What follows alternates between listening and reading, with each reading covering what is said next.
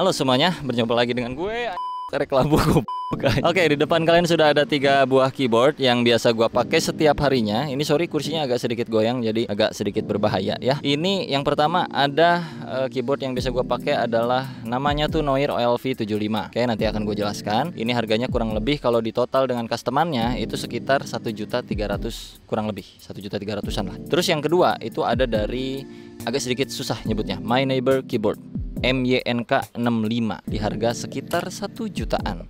Yang ketiga itu ada dari Rover 84 Press Play. Gua di video kali ini akan coba membahas pemakaian gua selama 3 bulanan kurang lebih untuk ketiga keyboard ini seperti apa untuk produktivitas gua sehari-hari. Gua biasanya pakai sebagai alat tempur utama gua untuk ngoding, atau bahkan gua juga suka pakai ini untuk gaming, dan gue juga suka pakai ini untuk hal-hal lainnya, misalnya kayak kayak ngetik-ngetik biasa doang, atau editing kayak video editing, foto editing kayak gitu-gitu gua pakai ketiga ini. Kita mulai review dari yang paling pertama dulu adalah si Noir OLV75. Jadi waktu itu gua tuh lagi live stream, terus ada yang kayak transfer gitu alias sawer. Dia sawer sampai 1 juta kurang lebih, dan disuruh untuk rakit keyboard katanya gitu bro. Jadi gua rakitin keyboard, dan gua nggak tahu kenapa memilih Noir OLV75 tanpa alasan aja ya, karena mungkin keren aja. Dan waktu itu gua beli cuman tulangnya, disebutnya tuh kayak bahasa teknisnya itu bare bone. Bare bone itu kurang lebih bagian sisi tulang-tulangnya itu, dalaman-dalamannya. Nah itu tuh ya, itu bare bone. Nah gue beli itu di harga sekitaran 800.000. Terus untuk keycapsnya, tombol-tombolnya itu beli terpisah. Tombolnya gue ngambil dari produknya Press Play. Ini namanya Scarlett Keycaps di harga 400.000. Jadi kalau di total ini kurang lebih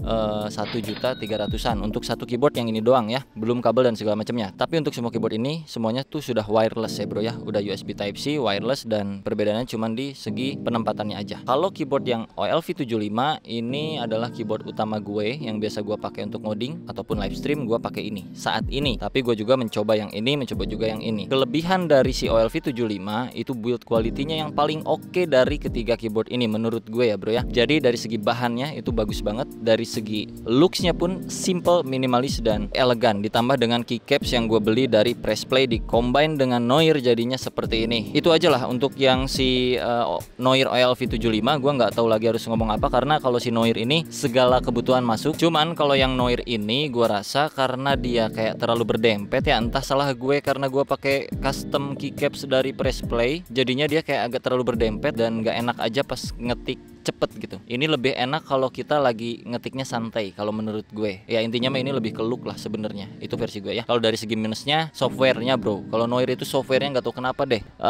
Kalau kalian cek juga di YouTube atau di Google atau di mana gitu ya, itu banyak yang komplain juga seputar software dari Noir ini. Jadinya gue nggak pernah pakai software sama sekali untuk si Noir ini nih bro. Langsung gue pakai ya udah jebret-jebret, nggak bisa custom segala macam dari segi software ya, karena menurut gue entah drivernya atau apa gitu ya jelek gitu menurut gue nih ya. Tapi overall dari segi segalanya itu menurut gue udah suka, kecuali softwarenya aja. Itu untuk yang Noir OLV75. Sekarang kita pindah ke yang ini, yang namanya cukup sulit untuk disebut, yaitu My Neighbor Keyboard. Gua suka ini itu karena dia looksnya bagus banget, dan dia clean putih, plus dia berbahan juga kayak macem apa sih sebutnya ya, transparan gitulah bahannya kurang lebih. Dan dari segi keycapsnya itu enak banget. Profilnya tuh ketika lu ngetik-ngetik di sini, tangannya tuh seperti diarahkan ke setiap keyboardnya, jadi kayak nggak ada mistyping gitu, kayak nggak akan salah lah ngetiknya, enak banget. Dan untuk ngetik cepet yang ini yang paling enak menurut gua kalau pakai ngoding segala macam. Tapi kalau editing kayaknya nggak enak gitu. Kalau untuk editing ini lebih enak untuk ngetik cepet. Dan minusnya yang pertama ini gue jelasin nih, karena dari ketiga keyboard ini yang paling banyak minusnya adalah si MYNK65. Pertama, ketika gue pakai main game dia delay bro. Delaynya kayak macem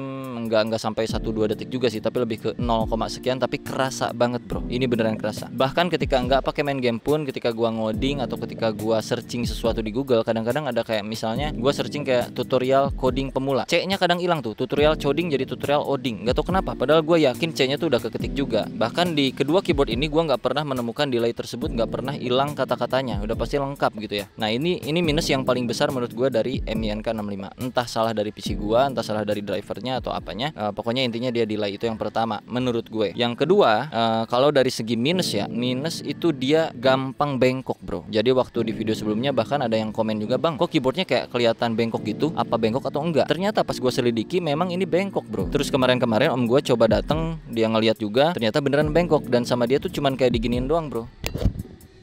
Nah digituin doang dia langsung lurus keyboardnya. Jadi kalau misalkan kita taruh keyboardnya seperti ini dan kita ngetik dengan tekanan ya, tekanan dari tangan kita yang cukup gede gitu tekanannya, maka ada kemungkinan dia lama-kelamaan akan agak sedikit bengkok gitu. Jadi untuk MYNK build quality-nya kurang kalau dibanding di Noir ini. Ya ini perspektif gue aja. Mungkin tidak semua produknya seperti itu, tapi yang gue alami seperti itu ya bro ya. Terakhir untuk yang ini Rover 84, ini menurut gue satu keyboard di antara ketiga ini yang paling gue suka. Kenapa? Dari segi harga, ketiganya sebenarnya harganya mirip-mirip ya, sekitaran 1 juta. Tapi yang press play ini gue lebih suka karena dia ada banyak fitur. Salah satunya itu tombol knob yang ada di pojok kanan atas ini, yang bisa kita fungsikan untuk volume button, atau kita bisa pause ataupun play.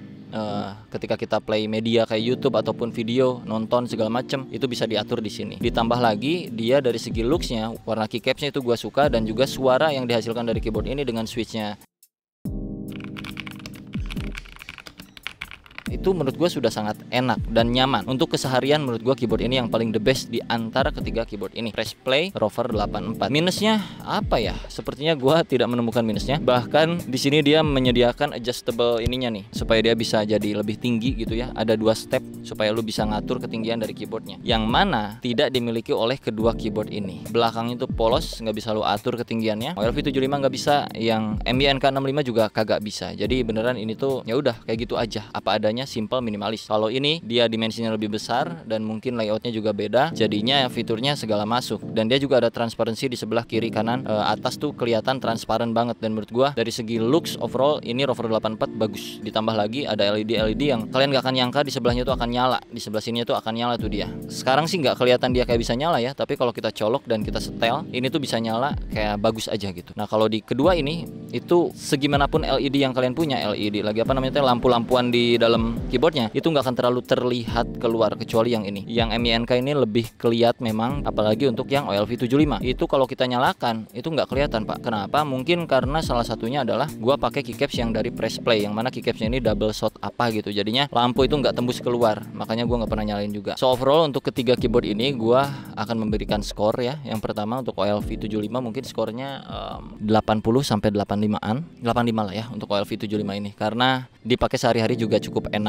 Cuman untuk editing kurang aja. Untuk gaming masih oke. Untuk ngoding cukup oke. Kalau MYNK65 pakai gaming no, pakai coding lumayan cukup oke. Untuk yang ini gua kasih poin dia 90, yang ini gua kasih poin 85. Jadi pemenangnya untuk 3 keyboard ini versi gue, kenyamanan gue sehari-hari selama 3 bulan gua pakai ini adalah yang Rover 84. Tapi sekarang Rover 84 ini dipakai sama Torik ya. Kalau Gilang pakai yang ini ya. Gilang mah pakai keyboard yang lain ya. Ada. Ini gimana rasanya Rik pakai ini kemarin? Enak ya? Tim editing gue juga pakai ini katanya enak memang. Walaupun mereka mungkin belum coba yang ini karena ini dipakai sama gue dua-duanya. Tapi gue pun merasakan ini memang yang paling enak dari segi fitur dan segala macam. Oh ya satu lagi, untuk Noir OLV75 ini ya bro. Jadi dia kadang-kadang kayak ada misfungsi gitu. Ketika gue cabut dari PC A ke PC B, terkadang ini tombolnya terbalik gitu. Windowsnya itu jadi altnya itu jadi Windows, kayak kebalik gitu. Cara membenarkan itu harus kita reset dulu nih keyboardnya, pakai FN plus escape gitu, biar dia ngereset dan dia normal lagi kayak gitu. Itu cuma dialamin sama OLV75 di keyboard yang gue punya. Nggak tahu deh kalau yang lain-lain kayak gitu atau enggak, tapi di gue kayak gitu. Nah kalau yang ini mah udah jelas lah ya, cuman kayak gitu doang. Jadi sebenarnya semua keyboard ini bagus, itu tinggal preferensi masing-masing dari kalian aja, sukanya yang mana, entah itu dari looksnya ataupun dari fungsionalitasnya. Kalau gue looks gue lebih suka yang ini, yang MYNK65. Kalau dari segi suara gue lebih suka yang ini nih, Noir OLV75.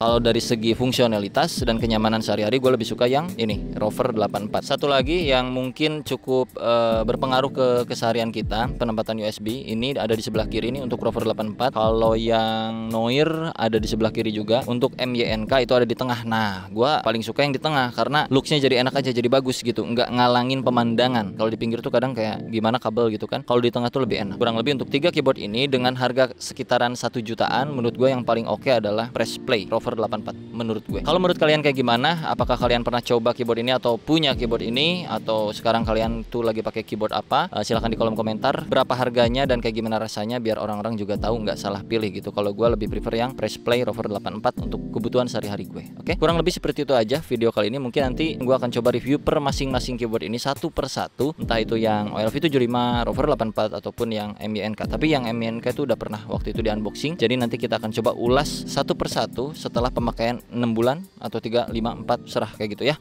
Sampai jumpa di video berikutnya. Bye bye.